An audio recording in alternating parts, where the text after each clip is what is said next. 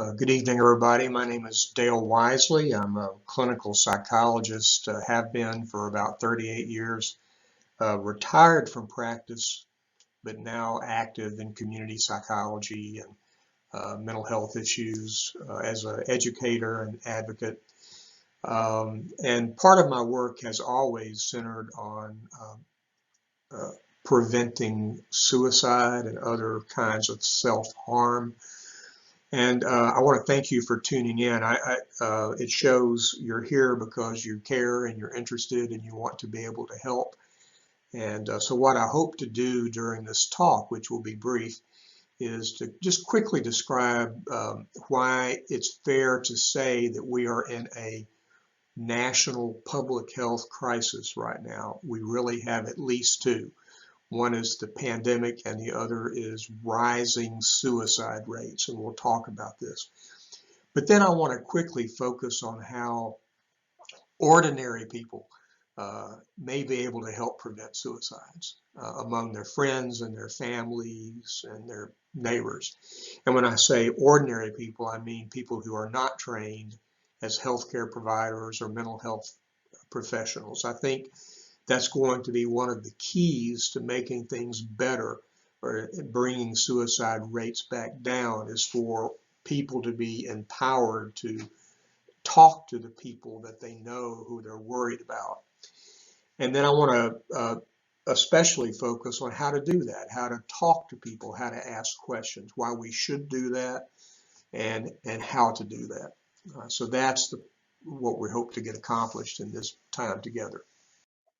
So just quickly, to orient you to why we are in a suicide crisis in the United States and also in Alabama.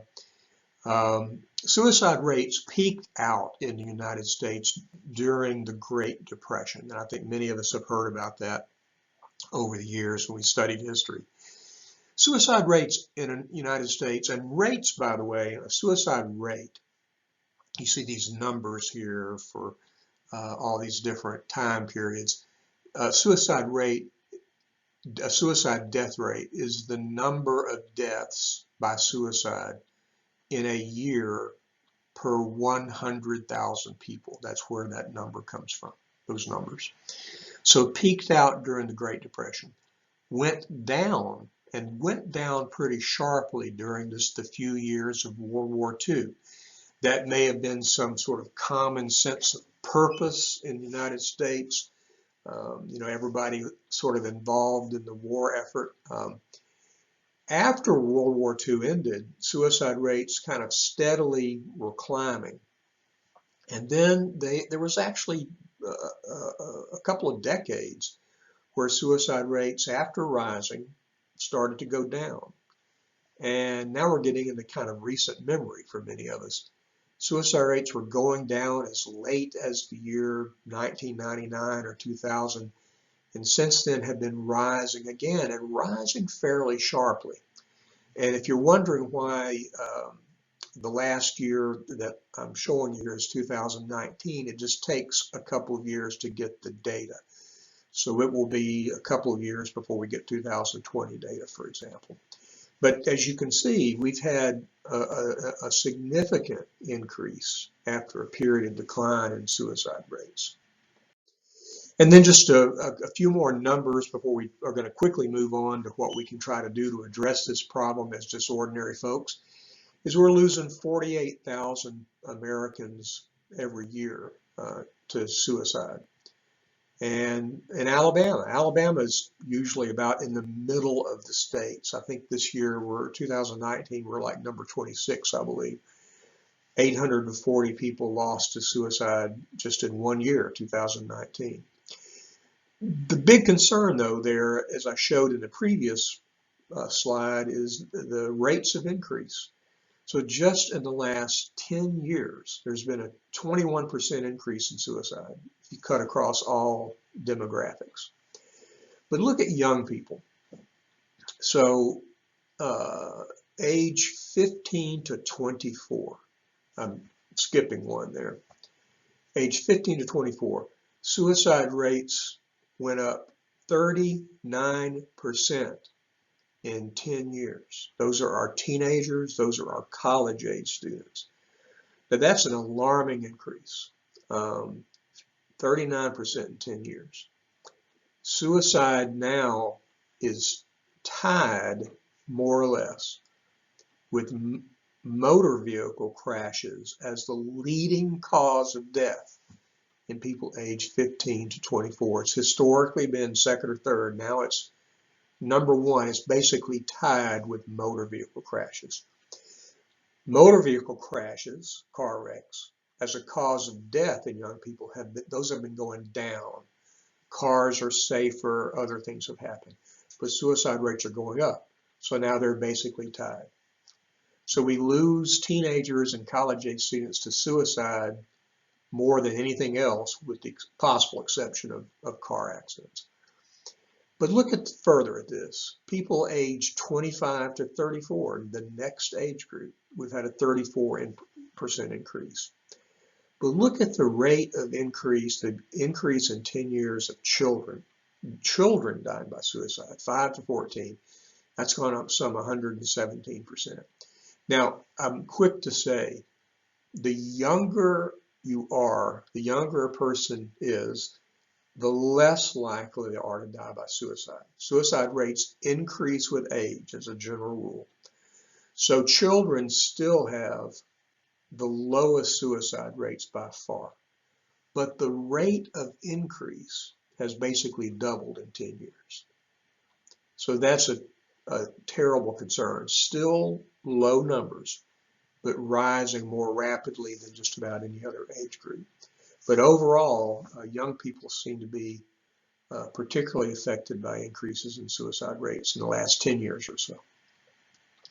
I want to get immediately to, or quickly, to how to help. And one big issue I think that's contributing to this is there's still a lot of shame and stigma around things like mental illness and addiction. Mental illness including depression, clinical depression, bipolar, what we used to call manic depressive illness, severe anxiety, and certainly substance abuse and addiction. All of those are major drivers of suicides.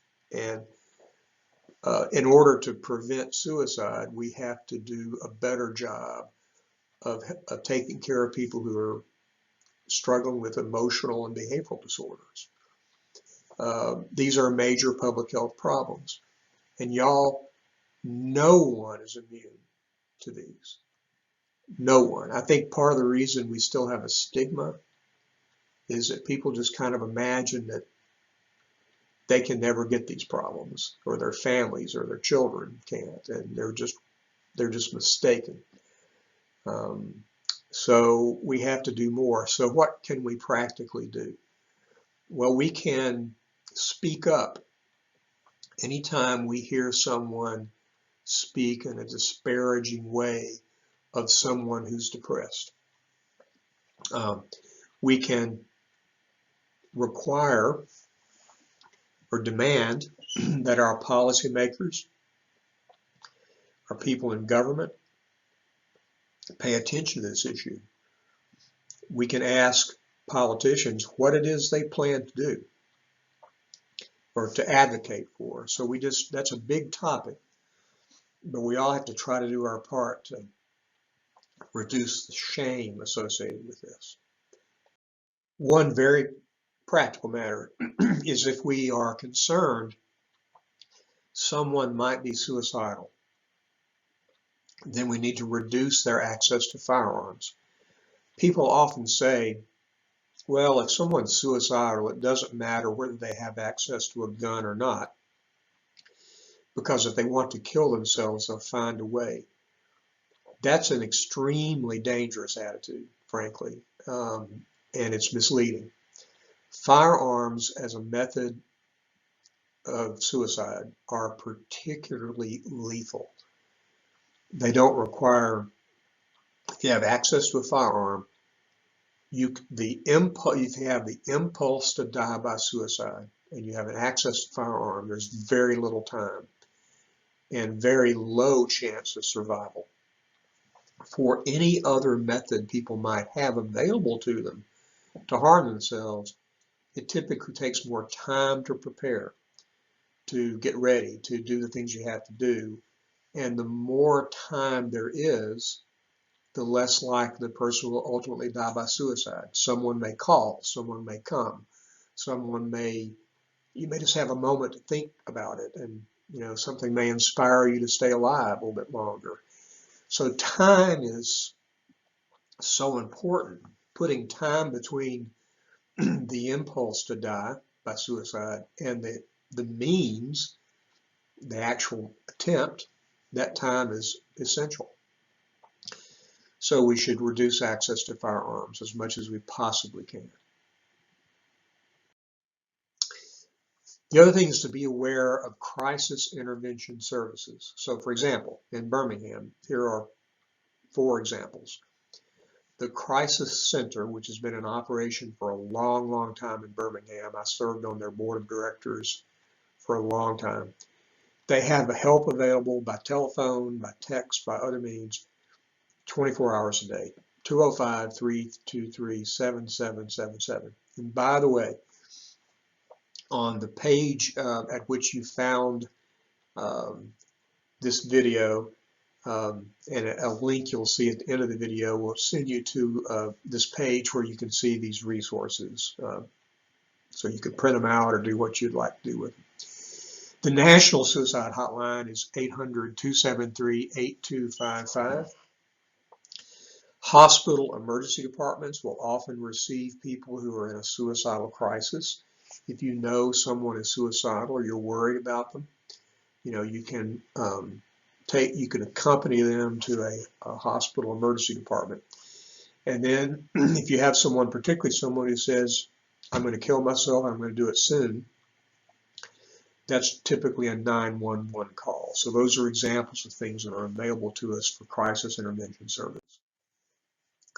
Now, the thing I wanted to focus on the most during this little presentation is I'm convinced that in order to be able to stem this crisis, we have to empower people to be willing to ask their friends and neighbors and coworkers and family members that they're worried about. We need to empower them to ask those people about suicide and offer encouragement and to help them get help.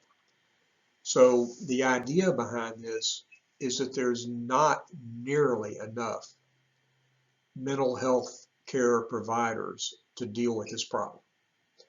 Plus, access to the mental health system is complicated and often delayed. So I just don't think we're anywhere close to the mental health system being able to address this issue.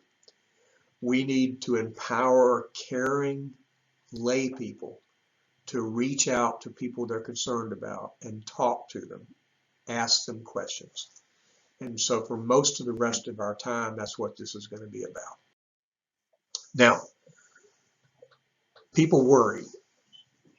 I think sometimes without even being conscious of it, we're afraid to ask. We're afraid to ask maybe because we're afraid of the answer. That someone may tell us that they're suicidal and they would have no idea what to do. And I've given you examples of things we can do. We can help them call the crisis center. We can talk to their family members. We can offer support. There are things we can do to try to help them. I think another fear people have, though, is that if someone is not suicidal and we bring it up, then they'll sort of become suicidal. And there's just nothing to that fear. It's not like if somebody's severely depressed and they're not suicidal, and we say, do you feel suicidal? It's not like they're going to go, I wasn't, but now that you mentioned it, we just don't need to have that worry. I think another worry we have is somebody will be suicidal, and if we ask them about it, if we use the wrong phrase or say the wrong thing, it'll throw them into a crisis. And I think as long as we're just being honest and trying to be helpful, I'll say a little bit more about this later, that risk is just not an issue. There's much more risk in not asking if we're concerned about someone. And that doesn't mean we have to walk up to everybody we know and ask them that they're suicidal, but we should ask if we're worried about them.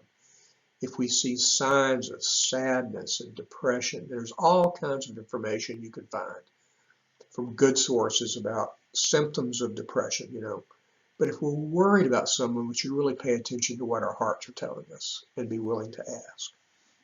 So when the question is, do I dare ask? Answer is please. Okay. So now, what to ask? So researchers have developed 6 questions that have been shown by research to be the most efficient and effective way of asking someone about suicidal feelings. 6 questions.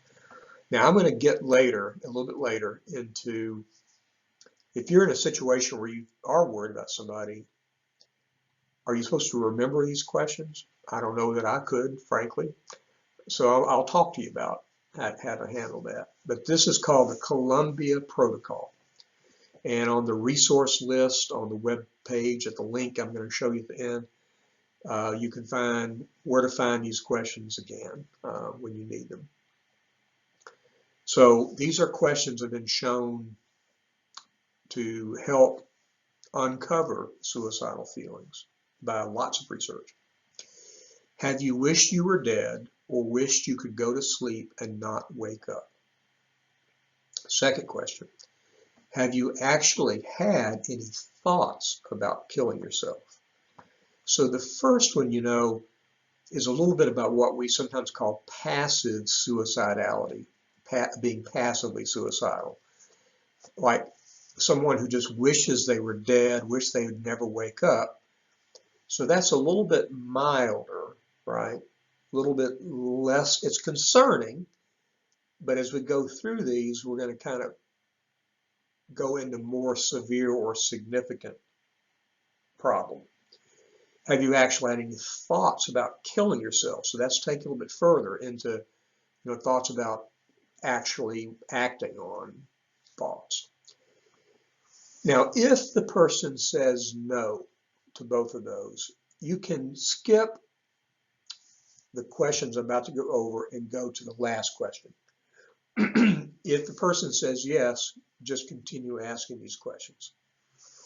Have you thought about how you might do this? Now, we call that a method.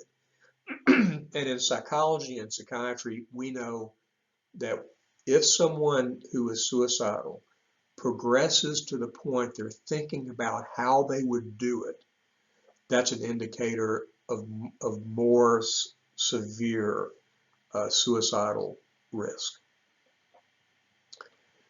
Fourth, and this is a more complicated and wordy question. Have you had any intention?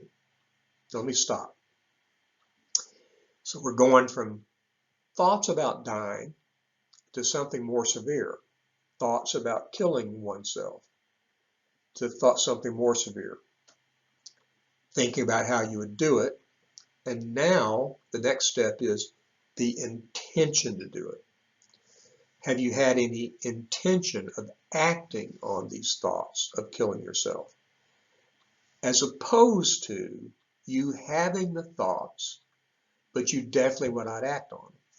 So someone might say, yes, I've sometimes thought about killing myself, but I would never do it. And here's why, right? And there are plenty of people in that category, by the way, who are suffering from depression. They think about killing themselves because they're really suffering, but they would tell you and mean it that they would not do it. And sometimes they'll cite because they are aware of what it would do to their friends and family and so forth. So that's a good question to ask. And then the fifth question takes it another step. Have you started to work out or worked out the details of how to kill yourself? And do you intend to carry out this plan? So this is really getting into, are you suicidal with a method now, with that intention, you know? Now, again, those questions could be skipped if someone says no to the first two. This last question, though, the Columbia Protocol folks recommend we always ask this. So even if the answer to 1 and 2 are no, we ask the last one. Have you done anything, started to do anything, or prepared to do anything to end your life? And if the person says, what do you mean? Then you could give examples like, have you collected pills, or have you obtained a firearm? Have you written a will, or with suicide in mind, or a note? So give some examples there. Those are the questions. So if you're worried about someone, but they're not suicidal, and if they're honest with you, which you can't make someone be honest with you, but if they are, then you're asking 3 questions. If they're feeling like they want to die or want to kill themselves, then you ask 6 questions, right? All right. So a couple of things about the process of asking, because it occurs to me, probably to you by now, that let's say that someone in your family or your neighbor says, sometimes I just feel like I'm going to end it all. And you remember this talk, or maybe you remember reading someplace about these questions. So how do you handle that? And so I want to just talk about that. First of all, there is nothing wrong. I'm a believer in being transparent in this kind of situation. So here, I'm just going to show you. You could say, I'm concerned, and I know something about, I've heard something about these questions to ask. Give me a minute. I want to find them. Right? Or let's find them together, you know, and then you could, what I hope you will do is consider printing out a card that you're going to see a link to on this web page that has these questions. Print them out, put them in a drawer, put them someplace where you remember them, fold them up, put them in your wallet or your purse, put them on your refrigerator. Just have them handy, right? Because who knows who will be in a situation to ask these questions. You may. But then you just be transparent about it. No one expects you to be able to remember these. So you just say it. I want to ask you these questions because I'm kind of concerned. Let me find them, right? It's perfectly fine. Then as you're talking to somebody, your demeanor, I've sometimes said, we want to look for a demeanor that's not too hot and not too cold. Okay. It's kind of like the porridge, you know, in the Three Bears story, right? A hot response is just slang I use for you almost seeming panicked. Oh my gosh, oh no, oh no, you know. That can overwhelm the person, you know. Kind of freaking out is not helpful. That's too hot. Too cold is a lot of people are suicidal, and it's probably going to be okay, and what else you got? I'm making kind of a parody of that, but that's too cold. In the middle is what I would call calm concern. I'm calm. You're talking to me about this. I'm not freaking out. I'm here. You're not going to run me off, you know. And I'm concerned, and I want to do what I can to help. That's what you want to hit, right? It's not that hard. It's about don't panic, and then don't underplay it. Don't think you're going to help by just saying, oh, it's probably not that big of a deal. So it's calm, but a show of concern, right? I want to do what I can to help. That's the thing you want to hit. We want to avoid being judgmental. And the way I usually tell people, don't hand out advice and don't say, well, I think you've just got a better attitude if you stop doing this or stop doing that, or if you had more religious faith or whatever it is. Let's not be judgmental. Let's just receive people where they are. Remember that we're not immune, and then do what we can to help. And then remember that if you ask these questions and there's reason to be concerned, then offer, don't run away. Even if they end up maybe going to the emergency room and you don't go, follow up with them later. Continue to be in their life. Don't let their feelings run you off. Last thing, which I meant to mention earlier, there is an app, literally an app for the phone. You can search in the Apple Store or whatever the equivalent is for Androids for Columbia Protocol. And what it does, it's an app that puts these 6 questions on the screen and you answer them. So you would not answer them for the person. They would download the app and answer them themselves. And then it gives a kind of a score, that tells you the level at which to be concerned, right? And so that's out there. And so if you get somebody who maybe just won't talk to you, you might hand them a piece of paper that says, why don't you put this app on your phone and take it and see what you think. Columbia Protocol. There'll be a link to that also on this page. All right, well, that's our time. And thank you. Your presence watching this video means you're in line to be part of the solution to this. And I just want to encourage you to fear not, to reach out. Just a show of concern, being willing to kind of ask these questions, that in and of itself can be encouraging to someone. And maybe if they're kind of on the fence, about what to do, then maybe your show of support and kindness will be enough, to maybe have them reconsider their thoughts of suicide. I'm convinced of that, that caring and a kind word and just a show of concern and help can make a tremendous difference. Thank you very much.